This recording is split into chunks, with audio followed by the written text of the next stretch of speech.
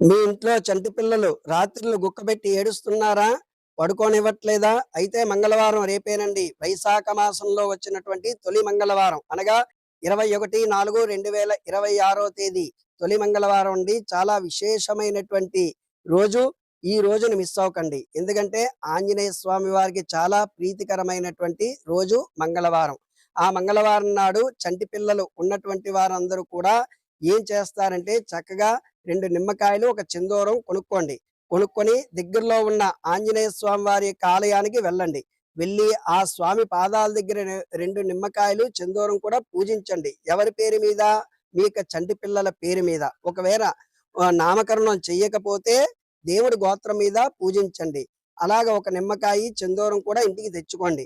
తెచ్చుకున్న తరువాత ఒక పసుపు గుడ్డ తీసుకొని, ఆ పసుపు గుడ్డలో ఈ యొక్క నిమ్మకాయ కట్టి, సాంబ్రాణి ధూపం వేసి ఆ శిశువు యొక్క మొలతాడికి కట్టండి. కట్టి ఆ స్వామివారి యొక్క చిందూరాన్ని నుదుటిన తిలకంగా పెట్టండి ఆ శిశువుకి. రాత్రుళ్ళు ఎటువంటి పిల్లలైనా సరే చక్కగా పడుకుంటారు. ఎందుకంటే ఆంజనేయ స్వామి వారి యొక్క పూజించినటువంటి నిమ్మకాయ రక్షణగా ఉంటుంది కనుక.